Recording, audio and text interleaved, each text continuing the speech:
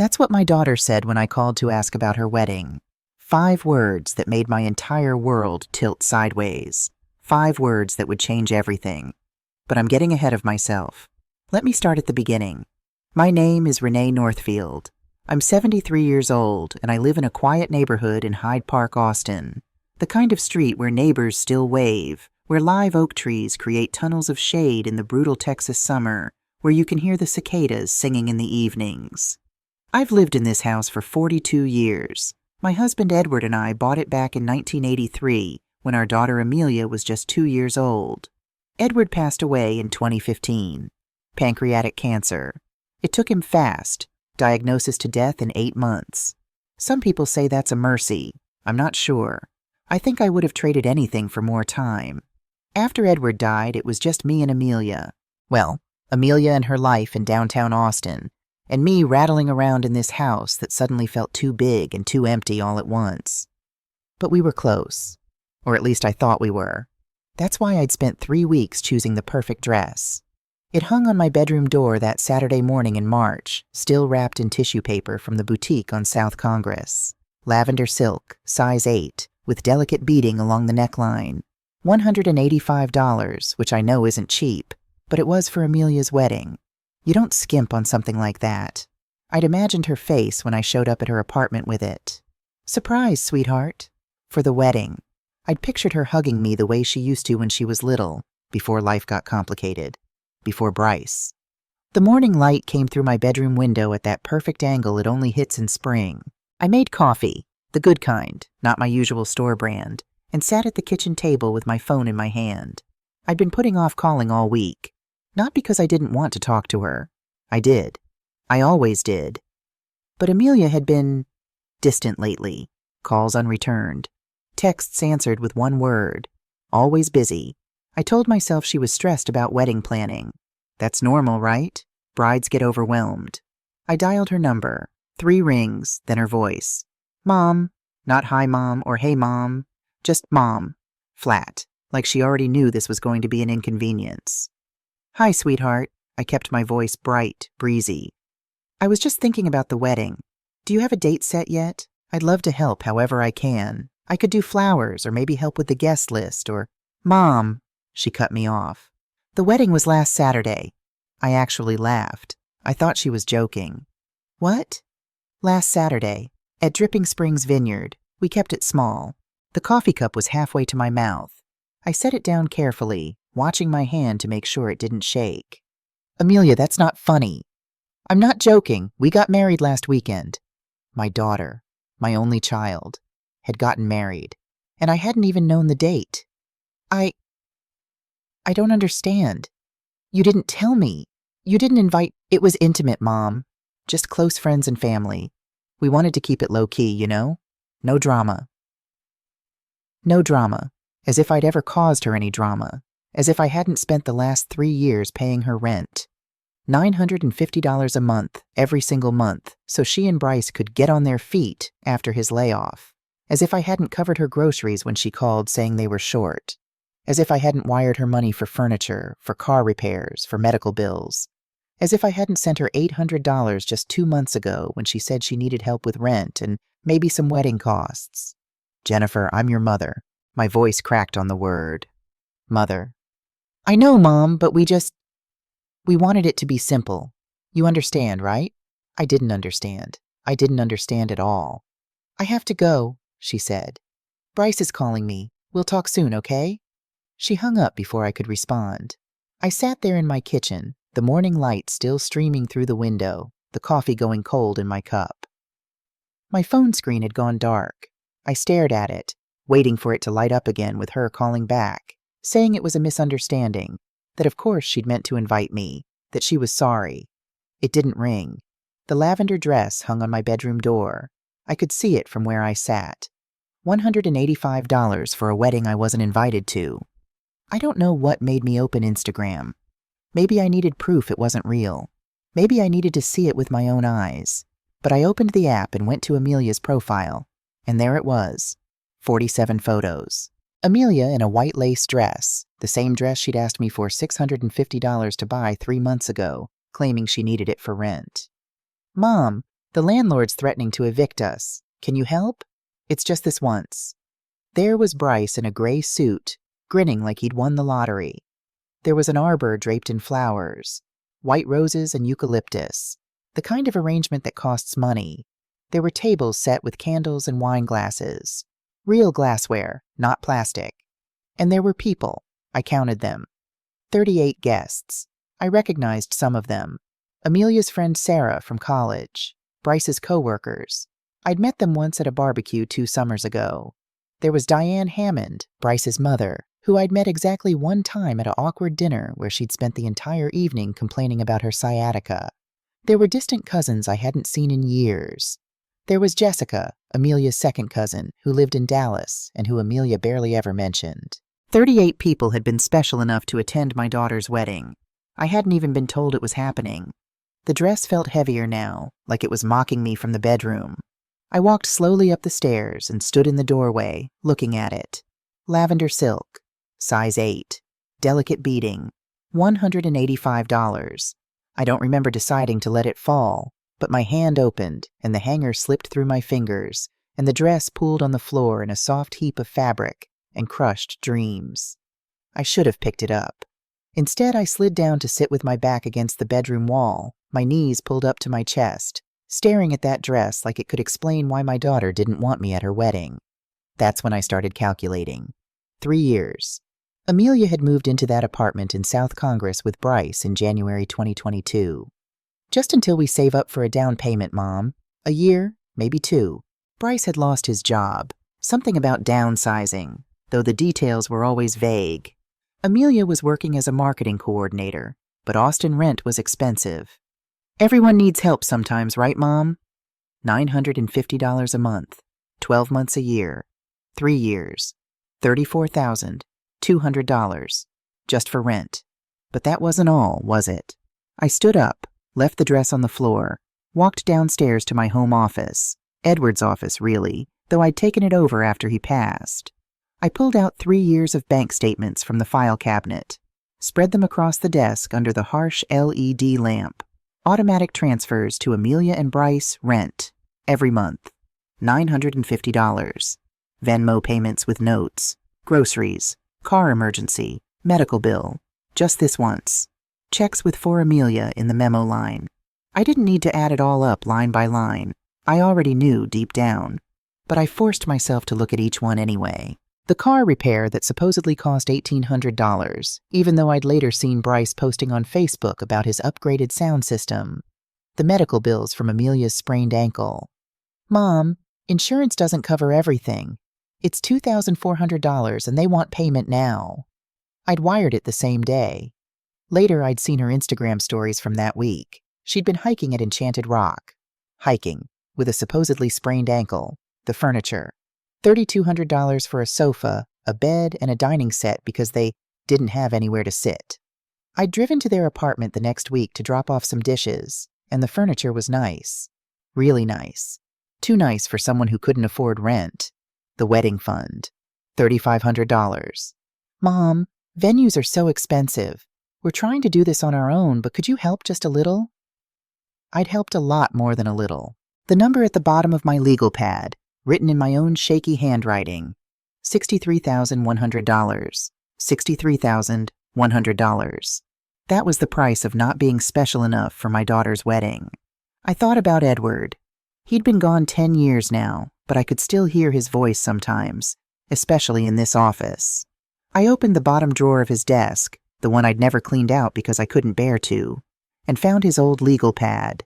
He'd always kept lists, Edward, practical things, grocery lists, home repair notes, life insurance policy numbers. But stuck between the pages was a note I'd never seen before. His handwriting, definitely his, but the ink was faded. I had to hold it up to the light to read it. Renee, remember, helping isn't enabling. Love means letting them struggle sometimes. E. It was dated April 2014, a year before he died. Before the cancer, before everything fell apart. Had he known? Had Edward seen something in Amelia back then that I'd been too blind to see? I sat in his chair, my chair now, and let myself feel it.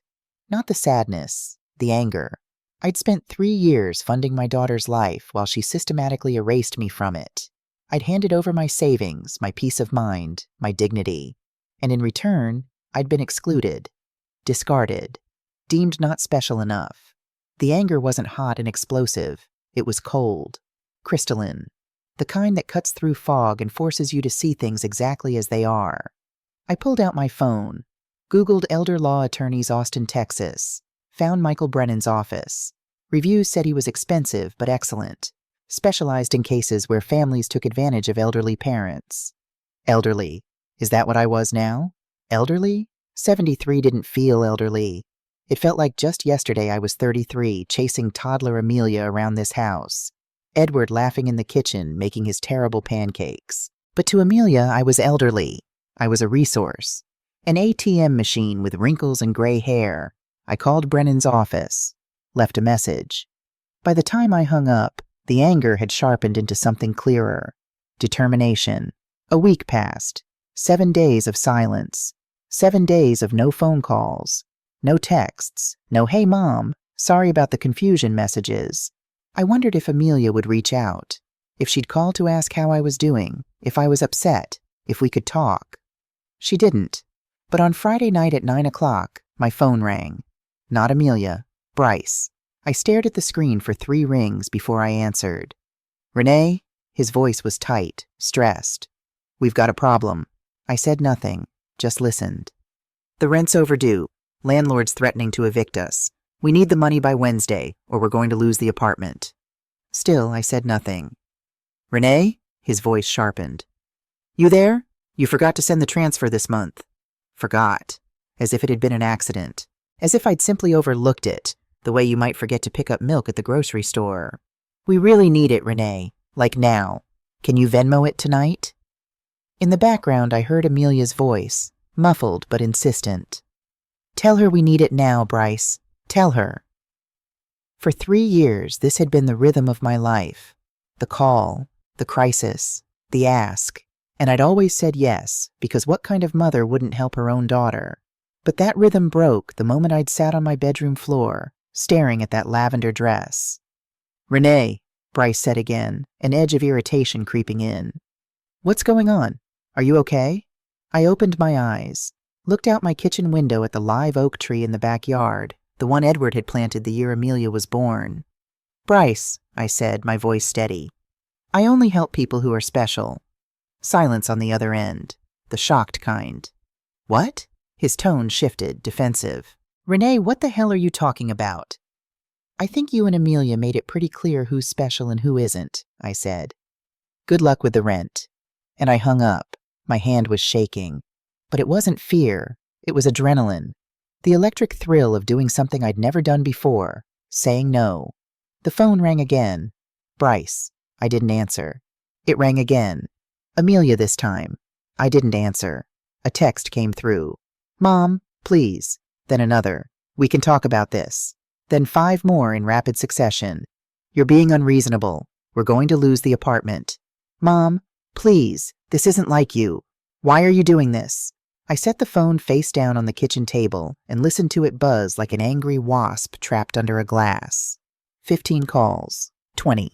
The notifications kept coming, lighting up the table's edge with each vibration. Each buzz felt like a small victory. I sat at that table, watching the phone light up over and over, and felt something I hadn't felt in years. Power. Not the ugly kind that comes from hurting people just because you can. The quiet kind. The kind that comes from knowing your own worth. The kind that comes from realizing you don't owe anyone access to you just because they expect it. The phone buzzed again. Another text from Amelia.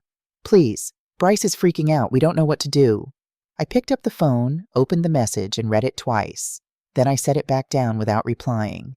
Because for the first time in 3 years, I wasn't their safety net.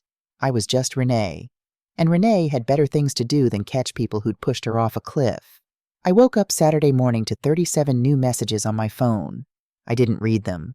Instead, I made coffee. Real coffee again, the good kind. And sat at the kitchen table with my legal pad still open from the night before. The number stared back at me. $63,100. I'd spent 10 years as a widow learning to be alone. I thought I was good at it. But there's a difference between being alone and being lonely, and for the first time in years, I realized I'd been lonely, not for just anyone, for my daughter, for the person I thought she was. By 9 o'clock Monday morning, I was sitting in Michael Brennan's office downtown. Brennan's office was on the 15th floor of a building on Congress Avenue, with floor-to-ceiling windows overlooking the Texas state capitol. The waiting room had leather chairs and framed law degrees on the walls. Professional, expensive-looking. The kind of place that made me worry about hourly rates. But the receptionist, a young woman named Sophia with kind eyes, smiled warmly when I walked in. "Mrs. Northfield? Mr. Brennan is ready for you." Michael Brennan was 58, with silver hair and sharp brown eyes that seemed to assess everything at once. He stood when I entered, shook my hand firmly, and gestured to a chair across from his desk. "Thank you for seeing me on short notice," I said. "Of course." He sat down, folded his hands on the desk. "Why don't you tell me what's going on?" So I did. I told him about 3 years of financial support, about the wedding I wasn't invited to, about Bryce's phone call and my refusal to send more money, about the 37 text messages waiting on my phone this morning. Brennan listened without interrupting, occasionally making notes on a legal pad. When I finished, he was quiet for a long moment. "Mrs. Northfield," he finally said, "I need to be direct with you. Have Amelia or Bryce mentioned the word guardianship?" I frowned. "Guardianship? Like for children?" "No, adult guardianship. It's a legal mechanism where someone petitions the court to take control over another adult's finances and personal decisions. It's meant for people with dementia, severe mental illness, or cognitive impairment who can't manage their own affairs." My stomach went cold. "But I don't have any of those things." "I know, but the pattern you're describing, the financial exploitation, the sudden cutting off, Amelia trying to access your bank accounts through the manager, these are often precursors to guardianship fraud." "Fraud?" Brennan leaned forward. "Let me explain what would happen if they file a petition. You'd receive a court notice. They'd present evidence of your supposed incompetence, maybe testimony from people saying you seem confused or examples of erratic behavior like cutting them off financially. If the judge appoints a temporary guardian, you could lose access to your own money immediately. You'd need to prove you're competent, which would require a psychiatric evaluation, legal representation, witness testimony. Even if you win, you are looking at $20,000 to $40,000 in legal fees." I felt the room tilt slightly. "Can they really do that?" "In Texas, yes. Adult children can file guardianship petitions. And if they're convincing enough, if they've built a narrative that you're declining, judges sometimes grant them. Especially if the elderly person is isolated with no one to contradict the family's story." He pulled out a file. "I looked into some public records after you called. Did you know that Bryce Hammond was previously married to a woman named Caroline Foster?" "No," I said slowly. "Amelia never mentioned it. Caroline's mother, Gloria Foster, supported Bryce and Caroline financially for 2.5 years. When Gloria said she couldn't continue, Bryce and Caroline filed for conservatorship over her." My heart was pounding now. What happened? "Gloria fought back, hired a lawyer, got a psychiatric evaluation proving she was competent. The judge dismissed the case. 3 months later, Bryce divorced Caroline." The room felt smaller suddenly, colder. "He did this before." "He did." Brennan's expression was grave. "Which suggests this isn't reactive behavior. It's a pattern, and patterns can be proven in court." "What do I do?" Brennan pulled out a fresh legal pad. "Here's what I recommend. First, we establish your competence proactively. I'll refer you to Dr. Angela Pierce. She's a psychiatrist who specializes in geriatric cognitive assessments. She'll do a comprehensive evaluation. If she says you're competent, that's nearly impossible for them to challenge." He continued writing. "Second, we document everything. Every text message, every call, every financial transaction. We create a paper trail showing the exploitation. Third, we gather witness statements. Neighbors, friends, family members who can testify to your mental clarity and their pattern of manipulation. And fourth," he looked up, "we prepare a defense before they file. Because if they're going to do this, we want to be ready." "How much will this cost?" I asked quietly. "My retainer is $3,500.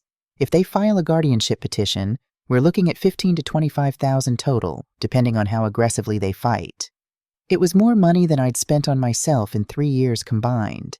But it was my freedom, my right to exist as a person, not a ward of the state. I wrote him a check. Dr. Angela Pierce's office was in a medical building near Seton Hospital. Calm colors, soft lighting, classical music playing quietly in the waiting area.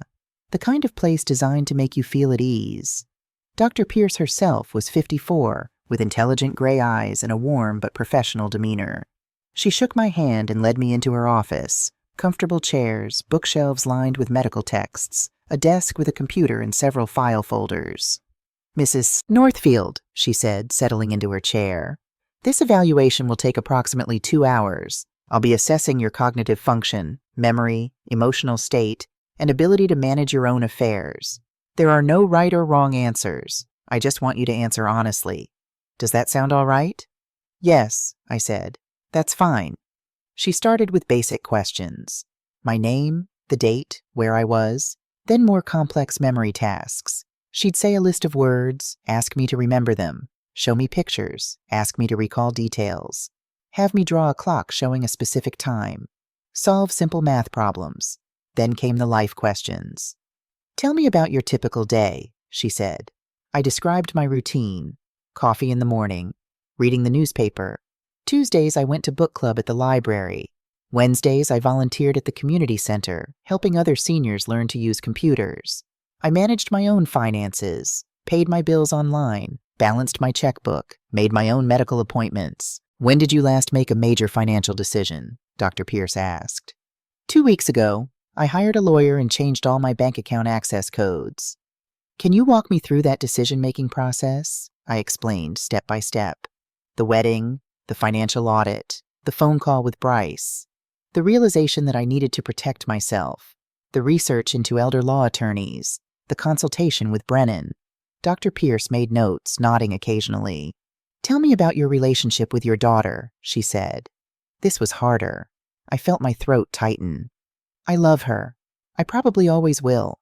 She's my only child, but I don't trust her anymore, and I think she's been lying to me for a long time." "That must be painful." "It is."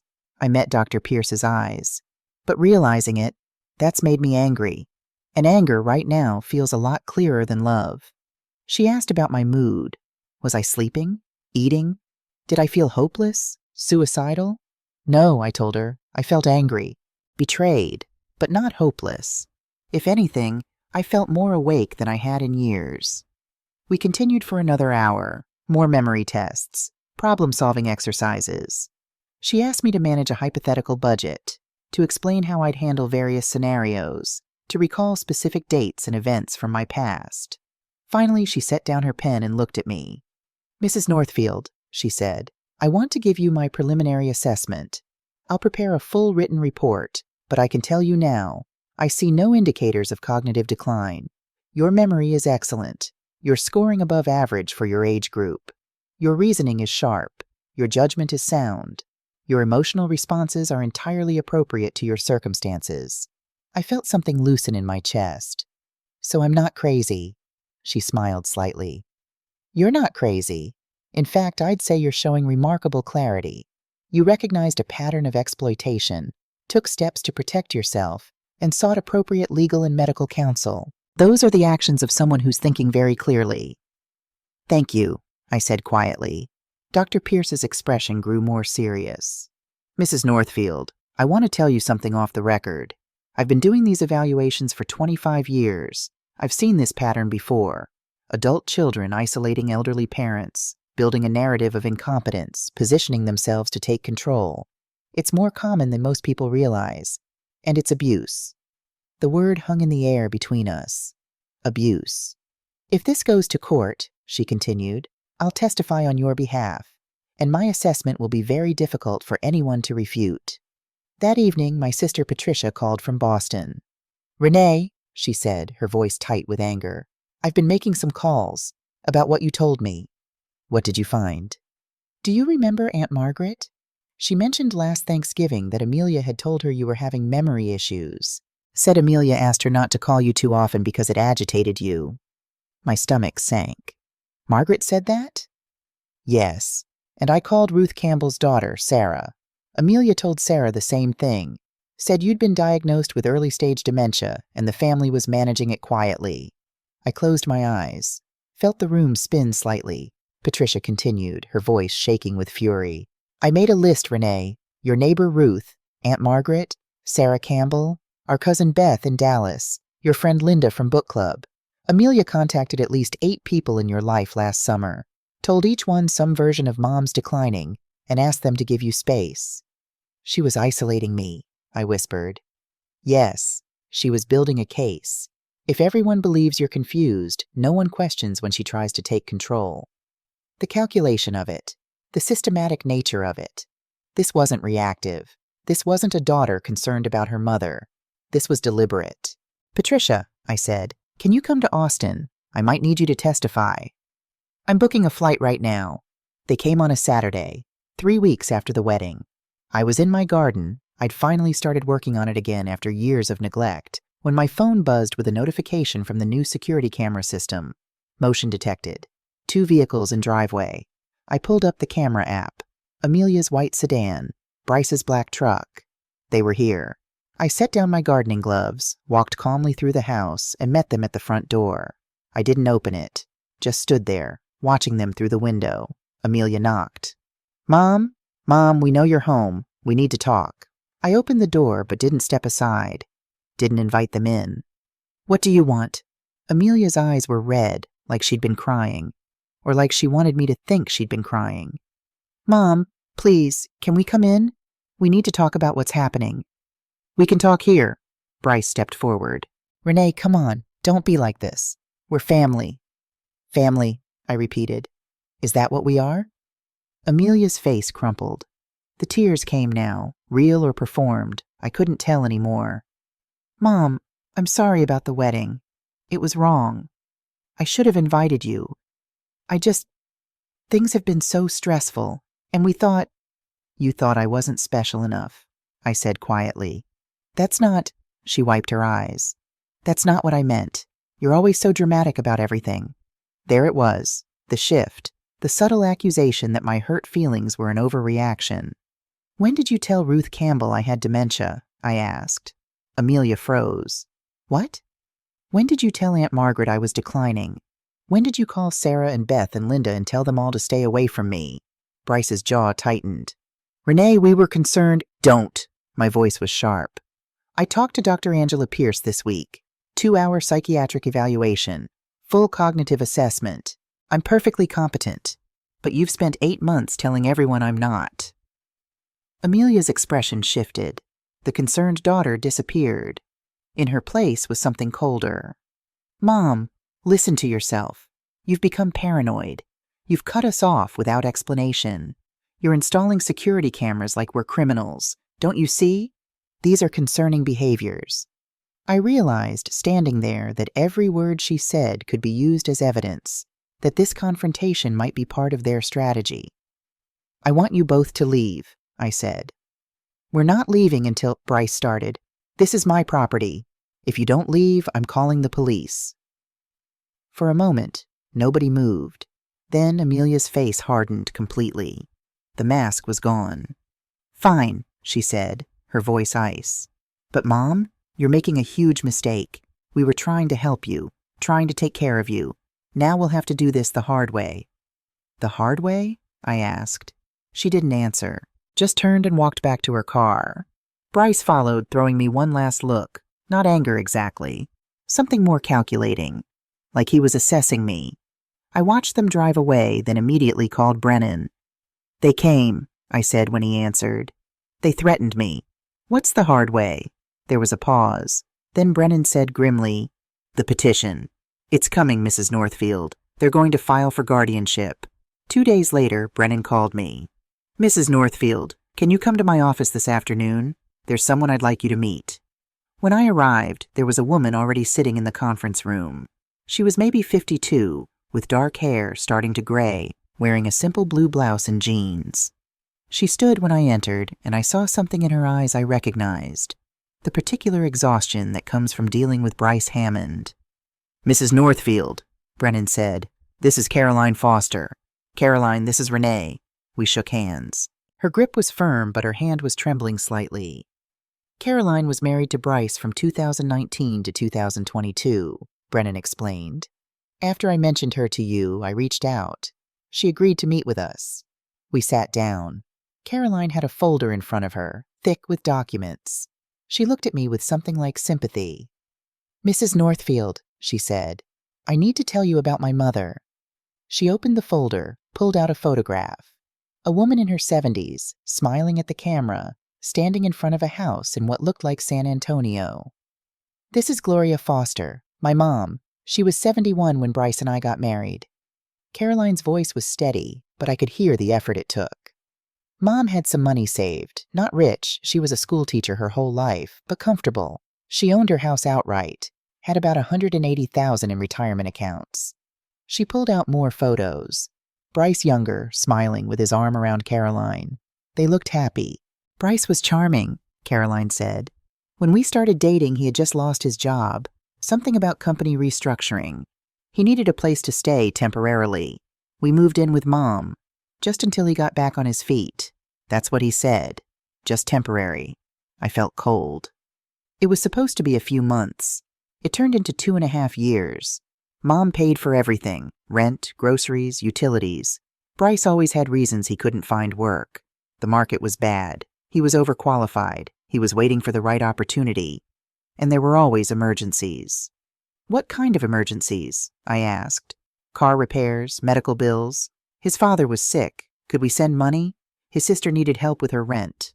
Always something. And Mom couldn't say no, because she loved me and I was married to him, and she thought she was helping us." Caroline's hands were shaking now. Mom's savings were gone. She'd been taking money out of her retirement accounts to cover us. When she finally said she couldn't afford it anymore, Bryce suggested we file for conservatorship. Conservatorship? It's similar to guardianship. Legal control over someone's finances. Bryce said Mom was making bad financial decisions, giving money away irresponsibly, that we needed to protect her from herself. My stomach turned. "What did you do?" "I trusted him. God help me, I trusted him. We filed. My own mother." Caroline's voice broke. "The court date was set, but then Mom hired a lawyer, started fighting back. And that's when I found his laptop." She slid papers across the table, printouts of web searches. "How to get power of attorney over elderly parent." March 2021, Texas conservatorship laws. March 2021, how much money can I access as conservator?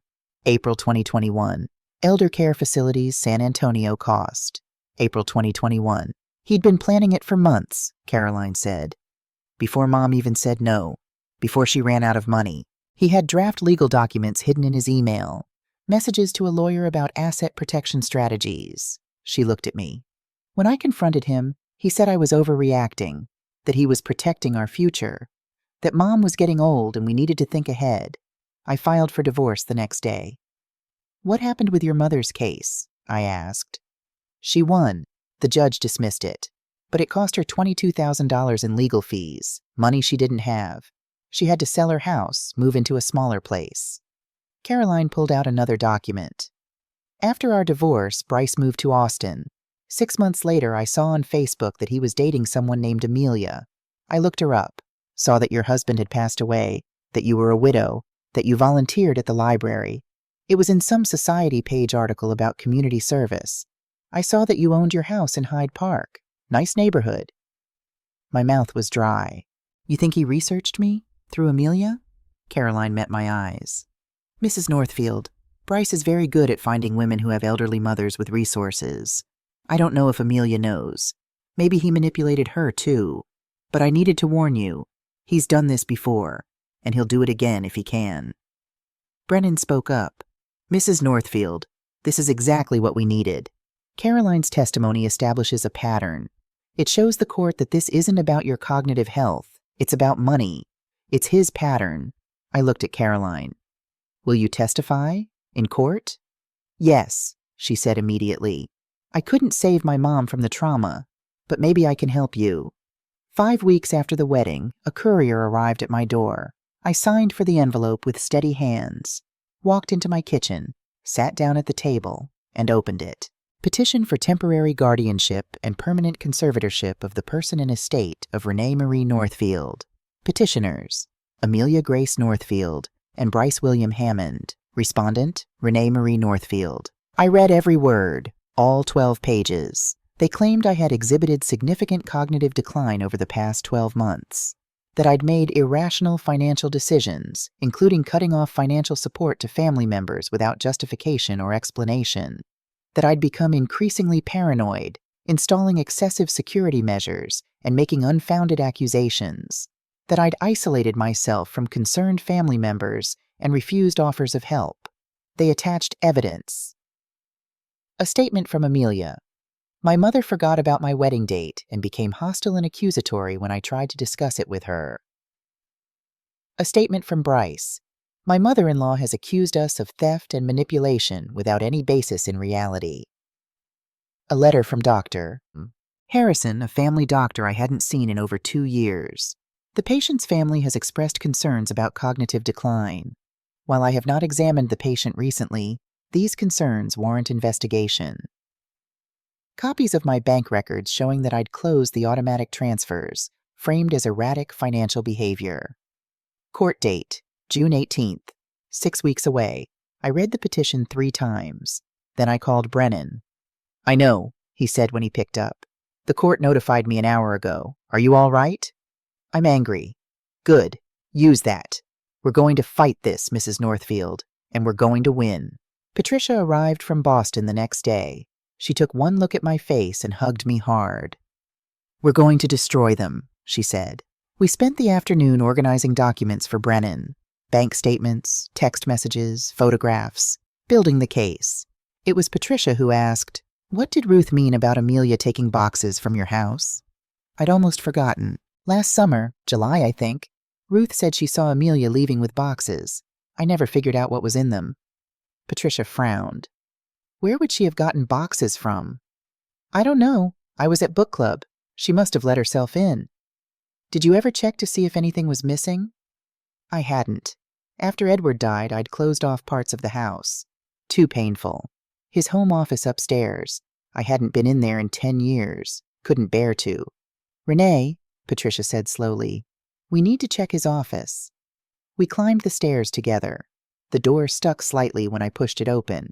Humidity, or just years of being closed. Everything was exactly as Edward had left it. His desk, his filing cabinets, his coffee mug still sitting on the windowsill, long since dried out. Patricia went to the filing cabinets first, pulled open the drawers. They're almost empty, she said. My heart sank. What? There are a few random papers, old tax returns, but everything else is gone. We checked the desk drawers. Same thing. Papers missing. The organized files Edward had kept, his will, insurance policies, investment accounts, all gone. But there was one drawer that was locked. Edward's bottom right desk drawer. He'd always kept the key on his key ring. I still had Edward's keys. I'd kept them in a dish on my dresser, unable to throw them away. Patricia ran to get them. The key turned. The lock clicked. We opened the drawer. Inside were documents Edward had protected. File folders labeled in his neat handwriting, and on top, an envelope with my name. Renee, read this if I'm gone. E. My hands shook as I opened it. My dearest Renee, if you're reading this, I'm gone, and I'm sorry I had to leave you alone. There's something I need to tell you about Amelia, something I discovered about 3 months before I got sick. I found out she'd been taking money from our joint account. Small amounts I didn't notice at first. $200 here, $500 there. When I confronted her, she cried, said she was in trouble, made me promise not to tell you because you'd never forgive her. I was weak, my love. She's our daughter. I gave her $15,000 from my personal account to help her get straight. Made her promise to stop. She didn't stop. I have bank records showing she took another $8,000 the month after I was diagnosed. I was too sick to fight by then. Too tired. Renee, if Amelia ever asks you for money, please be careful. I'm afraid she's learned to use our love as a weapon. I enabled her when I should have set boundaries. I protected her when I should have protected you. Don't make my mistake. Don't let our daughter destroy you the way I let her drain us. I love you forever, Edward. I sat on the floor of Edward's office, my back against his desk, and cried. Not gentle tears, sobbing. Patricia sat beside me, holding my hand. Amelia had been stealing from us for at least 8 years, before Edward died. While he was dying, after, and Edward had known, had tried to protect me even in death. The boxes, Patricia said quietly. She took these files. She was looking for this letter. She knew, I whispered. She knew Dad knew. Patricia pulled me close. Renee, we have this now. We have Edward's letter, his bank records, proof that this pattern goes back years. I wiped my eyes, looked at the letter again. Edward's handwriting, his final warning. Call Brennan, I said, my voice harder now. Tell him we have new evidence, and tell him I want to file countercharges, elder abuse, fraud, everything we can. Are you sure? I thought about Edward's letter, about $63,100 given, about $23,000 stolen before that, about a daughter who'd watched her father die and took his money anyway. I'm done protecting her from consequences, I said. Edward did that. I did that. And it made her worse. Patricia nodded. Okay, let's fight. The depositions were scheduled for 2 weeks before trial. Brennan's office, conference room table, court reporter typing every word. This was where cases were often won or lost, not in the courtroom drama of television, but in the quiet, methodical questioning that revealed the truth. Bryce came first. He walked in wearing a suit that looked like it came from Men's Warehouse, his lawyer, Nathan Cole, beside him looking polished and expensive. Bryce wouldn't meet my eyes, just sat down across the table, adjusted his tie, and waited. The court reporter swore him in. Brennan opened his folder. Mr. Hammond, Brennan began, his voice conversational, almost friendly. How long have you been unemployed? I'm not unemployed. I'm between opportunities. How long have you been between opportunities? A pause. About 22 months. And who's been supporting you financially during these 22 months? Amelia works, and her mother helped sometimes. Brennan slid a document across the table. According to these bank records, Renee Northfield transferred exactly $950 every month for 36 consecutive months, totaling $34,200 in rent payments alone. Does sometimes mean every single month for 3 years? Bryce shifted in his seat. She offered to help. Did you ask her to help, or did Amelia ask on your behalf? Amelia handled that. I see. So you were aware that Amelia was asking her mother for money regularly? Yes. And you were comfortable with that arrangement? It was temporary. 3 years is temporary? Cole interjected, argumentative. Brennan nodded, moved on. Mr. Hammond, are you aware that on November 3rd, 2024, someone using your laptop performed a Google search for how to get power of attorney over elderly parent? I watched Bryce's face. He went very still. I don't recall that. Brennan pulled out more pages. Screenshots, time-stamped, with Bryce's login credentials visible. November 10th, Texas guardianship laws. November 15th, how to prove parent mentally incompetent. November 22nd, elder care facilities Austin cost. December 1st, how much money can guardian access? The conference room was silent except for the court reporter's typing. These searches occurred between 4 and 5 months before Mrs. Northfield stopped financial support. Brennan continued. Can you explain why you were researching guardianship procedures when, by all accounts, Mrs. Northfield was still providing financial assistance and you had no reason to believe she was incompetent? I was researching generally, for information. For what purpose? I don't recall specifically. You don't recall why you spent multiple sessions over 2 months researching how to take control of an elderly person's finances and how much money you could access as their guardian? Silence. Mr. Hammond, were you planning to file for guardianship of Mrs. Northfield even before she cut off financial support? No. Then why the searches? More silence. Cole leaned over, whispered something to Bryce. I was concerned about her. We both were. We wanted to be prepared in case... In case what? In case she stopped giving you money? In case she needed help. Brennan let that hang in the air. Then, Mr. Hammond, were you previously married to a woman named Caroline Foster? Bryce's jaw tightened. Yes. And during that marriage, did you file for conservatorship over Caroline's mother? Gloria Foster. That was different. How was it different? Gloria actually had cognitive issues. The court didn't agree. The petition was dismissed, wasn't it? The judge didn't understand the situation. And 3 months after that dismissal, you divorced Caroline. Is that correct? Our marriage had other problems. Such as? That's personal. Brennan flipped through his notes. Mr. Hammond, after your divorce from Caroline, you moved to Austin. 6 months later, you began dating Amelia Northfield. How did you meet her? Through friends. Which friends? I don't remember exactly. You don't remember how you met your wife? It was at a bar. Someone introduced us. And when did you learn that Amelia's father had passed away, leaving her mother as a widow with a paid-off house and retirement savings? Cole stood up. Objection. This is getting into speculation about my client's state of mind. I'm asking about timeline, Brennan said calmly. When did you learn about Mrs. Northfield's financial situation? I don't know. It came up at some point. Before or after you proposed to Amelia? Bryce's face was red now. I don't remember. No further questions. Amelia came 2 hours later. She'd dressed carefully. Conservative navy dress, minimal makeup, hair pulled back. The concerned daughter. But I could see the cracks. Dark circles under her eyes. Her hands trembling slightly as she set her purse down. She glanced at me once, then looked away quickly. Brennan was gentler with her than he'd been with Bryce. His voice was softer, almost kind.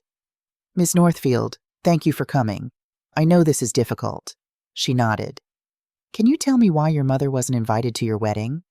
Amelia took a breath. It was a small ceremony. We had limited space. How many guests did you have?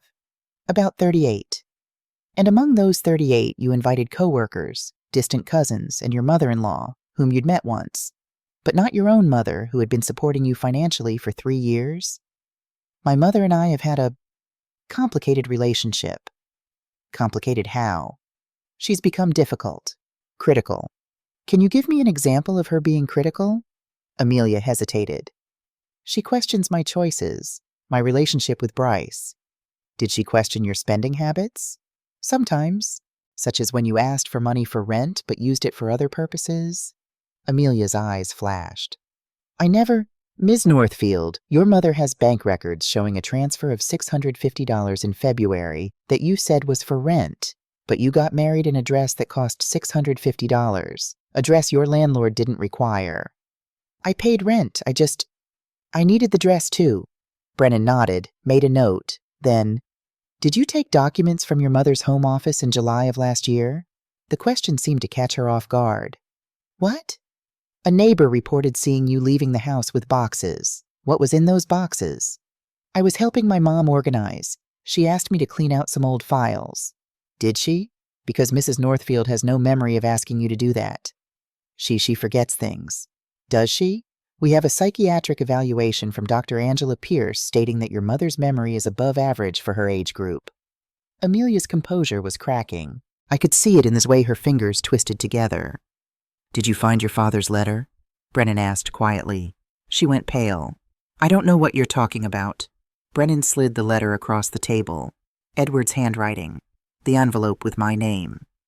This letter, written by your father before he died, describing how you'd stolen $8,000 from him while he was dying of cancer. Amelia stared at the letter. Her hands started shaking.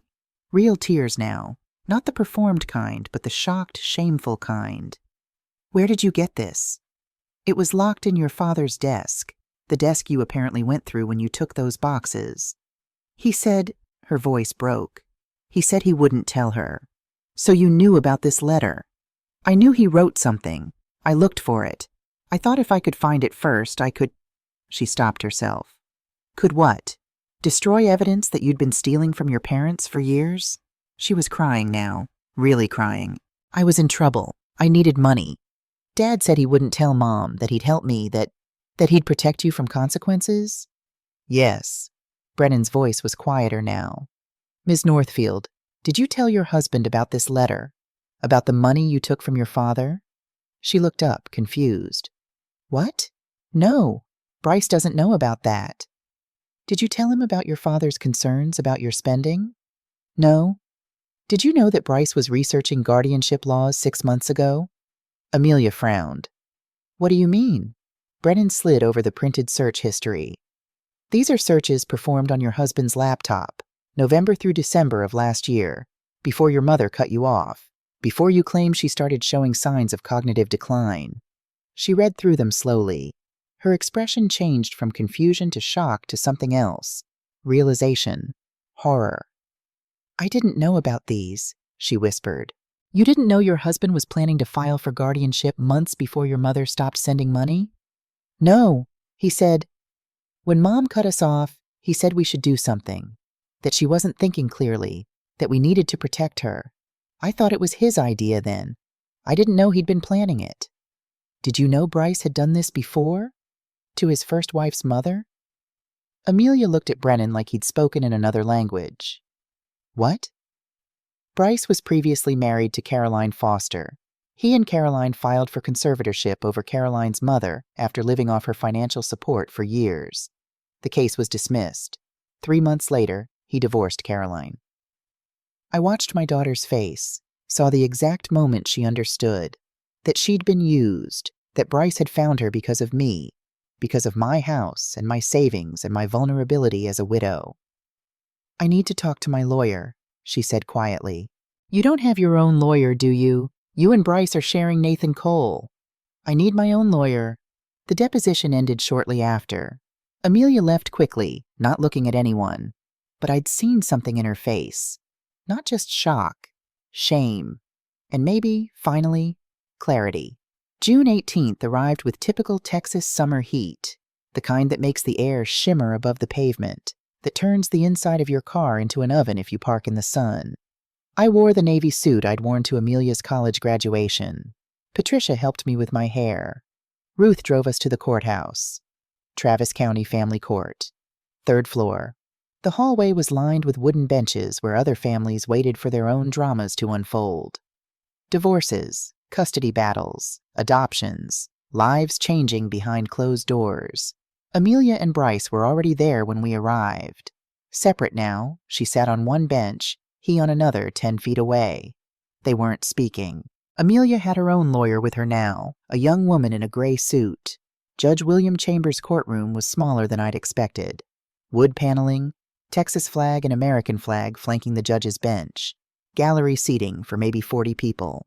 Ruth, Patricia, Caroline Foster, and a few of my friends from book club filed in and sat behind me. All rise, the clerk announced. Judge Chambers entered. He was 65, with steel gray hair and the tired eyes of someone who'd seen too many families destroy each other. He settled into his chair, reviewed the file in front of him, then looked up. This is the matter of the petition for guardianship of Renee Marie Northfield. Mr. Cole, you're representing the petitioners? Nathan Cole stood. Your Honor, I'm representing Bryce Hammond. Amelia Northfield is now represented separately by Ms. Jennifer Walsh. The young lawyer stood briefly, nodded. Chambers made a note. Proceed with opening statements. Mr. Cole? Cole stood, buttoned his jacket. Your Honor, this case is about a family's concern for an aging mother who's making decisions that could leave her vulnerable. Mrs. Northfield has exhibited erratic behavior, cutting off her family without explanation, making unfounded accusations, installing excessive security measures that suggest paranoia. The petitioners simply want to ensure proper care and financial management for— Your Honor, Brennan interrupted, standing. May I? Chambers nodded. This case, Brennan said, his voice calm but firm, is about 2 adults who lived off a 73-year-old woman's generosity for 3 years. When she finally said no, they didn't ask if she was okay. They called a lawyer. We will prove that Mrs. Northfield is mentally competent and that the petitioners are motivated by financial greed, not concern. This is elder financial abuse disguised as family love. Chambers looked between them. I've read the briefs. I've seen the psychiatric evaluation. Mr. Cole, you're going to need compelling evidence to convince me that Dr. Pierce's assessment is wrong. Call your first witness. Cole called Dr. Harrison, the family doctor, a man in his 60s who looked uncomfortable in his suit. Dr. Harrison, you wrote a letter expressing concern about Mrs. Northfield's cognitive state. Can you explain? Well, her daughter contacted me, said her mother was forgetting things, acting strangely. I noted in my records that the family had concerns. Did you examine Mrs. Northfield? Not recently, no. When was the last time you saw her? About 2 years ago, maybe a bit more. Brennan's cross-examination was quick. Dr. Harrison, you wrote that letter based solely on what Amelia told you. You never actually evaluated Mrs. Northfield yourself. Is that correct? That's correct. So you have no personal knowledge of her current cognitive state? No. No further questions. Cole called Diane Hammond next, Bryce's mother. She testified that Renee had seemed confused when they met, that she'd repeated herself. On cross, Brennan asked, Mrs. Hammond, how long was your meeting with Mrs. Northfield? About 2 hours. And that was how long ago? Maybe 2 years. So based on a single 2-hour meeting 2 years ago, you're prepared to testify that she's mentally incompetent? Diane hesitated. Well, Bryce told me. What Bryce told you isn't evidence, Mrs. Hammond. Did you witness any actual signs of cognitive impairment? She seemed distracted. Distracted? At a dinner where you spent most of the time talking about your sciatica? A few people in the gallery laughed quietly. Chambers didn't smile, but I saw his eyes flicker. No further questions. The defense witnesses came the next morning. Dr. Angela Pierce took the stand first. Professional, unshakable. She testified for 40 minutes about the comprehensive evaluation she'd conducted. The tests, the results, the conclusions. Mrs. Northfield scored above average for her age group in every category, Dr. Pierce said.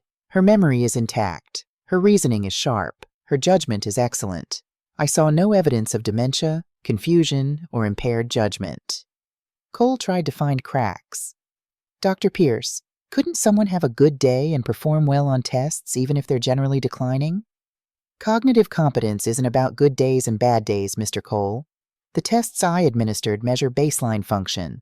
Mrs. Northfield's baseline is excellent. But the family has reported concerning behaviors. I reviewed those reports carefully, Dr. Pierce interrupted. Cutting off financial support to family members who've been exploiting you isn't a sign of cognitive decline. It's a sign of good judgment. Cole sat down.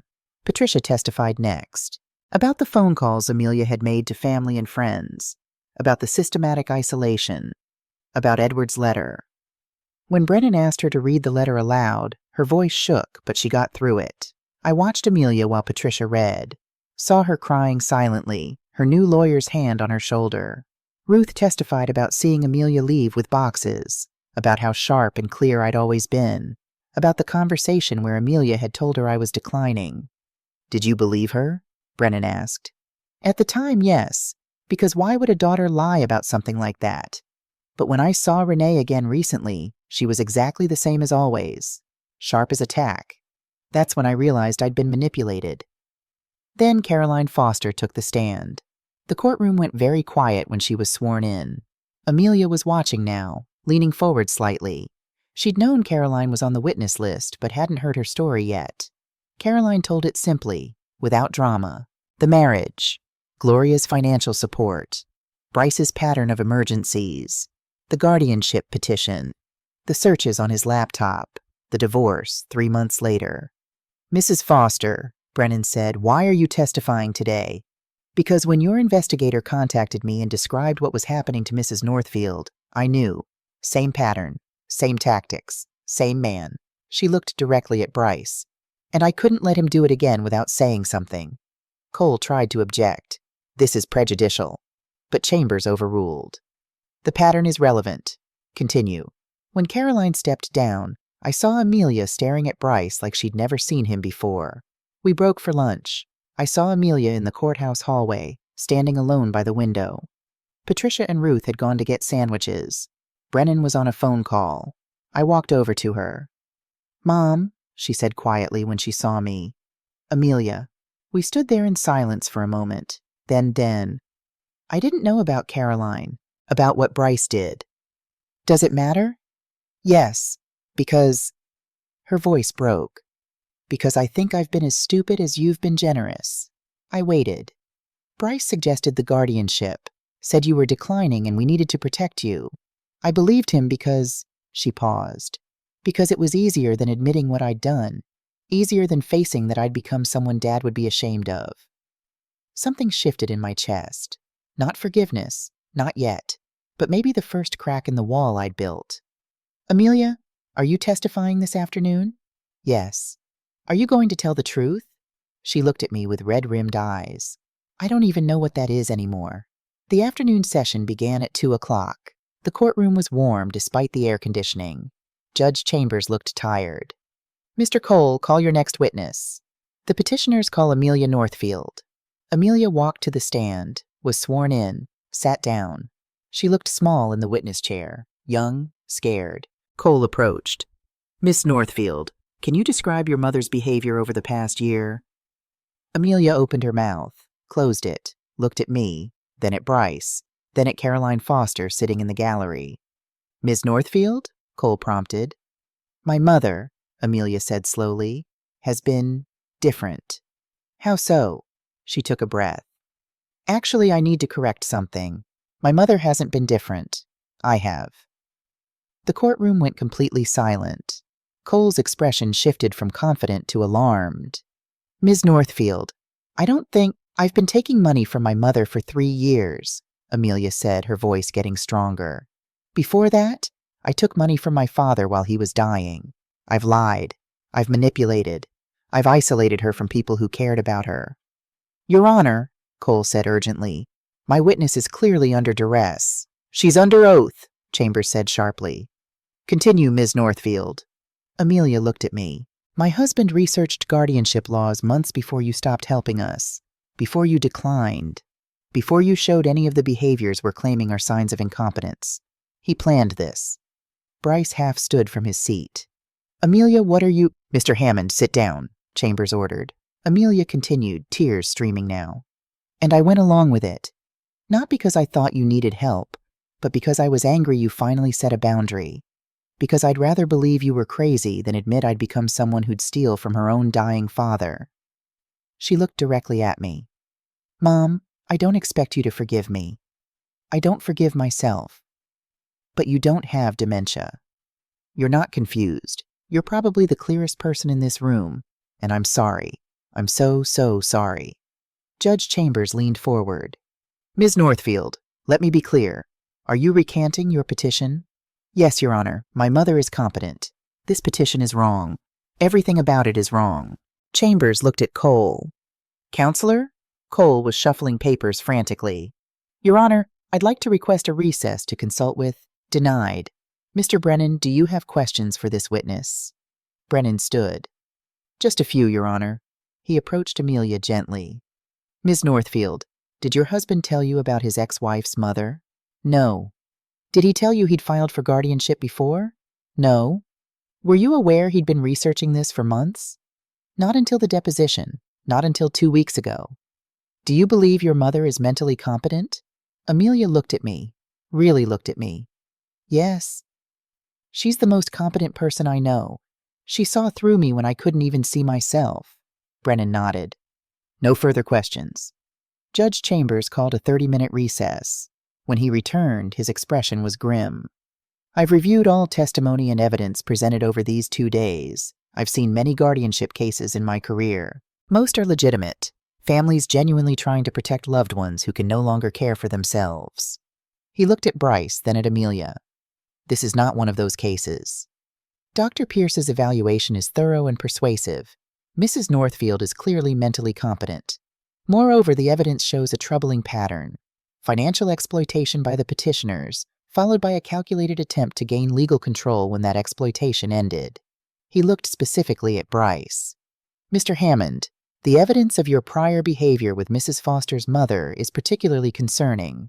This court will be referring this matter to the Travis County District Attorney for investigation of potential elder financial abuse. To me, Mrs. Northfield, the petition for guardianship is denied in its entirety. You retain full control over your finances and personal decisions. The gavel fell. I felt Patricia grab my hand, felt Ruth's arm around my shoulders, heard Brennan say quietly, "We won." But I was looking at Amelia. She was crying, her face in her hands. Her lawyer had an arm around her shoulders, and Bryce was staring at her with pure fury. September in Austin. The heat had finally broken. I stood in Edward's office, not his office anymore, mine now, with paintbrushes and canvases. I'd converted it to an art studio. The watercolor class I'd signed up for met Tuesday and Thursday mornings. I'd volunteered to teach computer skills to seniors at the community center on Wednesdays. Patricia visited once a month, staying in the guest room I'd finally fixed up. Ruth and I had coffee most Saturday mornings. She'd introduced me to her book club, different from my old one, but good. Real friendships, not obligations. I heard Amelia and Bryce had divorced in August. Quick, quiet. He'd left Austin entirely, back to San Antonio or maybe further. The DA was investigating, but these cases moved slowly. Amelia had gotten a job at a boutique in downtown Austin, retail work. She'd moved into a small studio apartment near campus. Patricia told me she was in therapy, trying to work through everything. She'd sent me one letter about a month after the trial.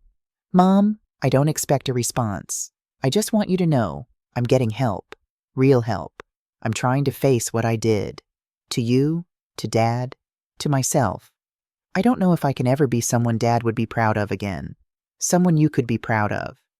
But I'm trying. I'm sorry. For all of it. For everything. Amelia, I'd read it 3 times. Put it in a drawer. Hadn't responded yet. Maybe I would someday. Maybe I wouldn't. I was learning that I didn't have to decide right now. That I could sit with uncertainty, and that was okay.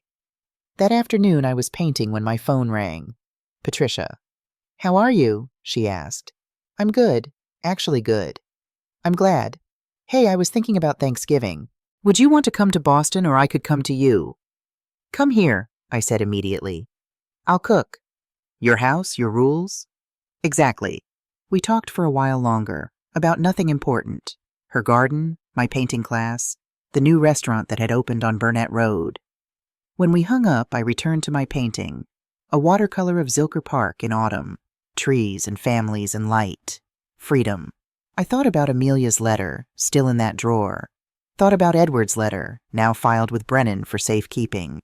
Thought about 3 years and $63,100 and a lavender dress I'd donated to Goodwill. My name is Renee Northfield. I'm 73 years old. I've been a wife, a mother, a widow, and a victim. Now I'm just Renee, and that is enough. Real love never has a price tag. If you have to pay for it, it was never real. Setting boundaries doesn't make you selfish. It makes you sane. Saying no doesn't make you a bad mother. It makes you someone who values herself. I picked up my brush and added more color to the trees. Warm autumn golds and reds. Outside my window, the live oak in the backyard swayed gently in the breeze. The same tree Edward had planted 40 years ago. Life continues. People heal. And sometimes, the most loving thing you can do is save yourself first. I painted until the light changed, until the room glowed soft and golden with late afternoon sun. Then I cleaned my brushes, closed up the studio, and went downstairs to make dinner. Just for me. And that was perfect. 6 months after the trial, on a cold December morning, my doorbell rang. I answered it to find Amelia standing on my porch. She looked different. Thinner, older somehow, but clearer. Her eyes were different too. Less calculation. More genuine uncertainty. Mom, she said, I know I shouldn't just show up, but I wanted to. I'm not asking for anything. I just wanted to see you. I stood there, hand on the doorknob, looking at my daughter, my only child, the little girl who used to hold my hand crossing the street, the teenager who'd cried on my shoulder over heartbreaks, the woman who'd stolen from me, lied to me, tried to take away my freedom. Would you like to come in? I asked. Her eyes widened. Really? For coffee. Just coffee. We sat at my kitchen table, the same table where I'd counted $63,100, where I'd made the decision to save myself. Now we sat across from each other with mugs of coffee between us, and for a long time, neither of us spoke. How are you? I finally asked. I'm working on it. Therapy helps. Working helps. Being responsible for myself helps. She wrapped her hands around her mug. I think this is the first time in my life I've actually had to stand on my own feet. And? It's hard. Really hard. But I think it's making me a better person. Or at least less of a terrible one. I almost smiled.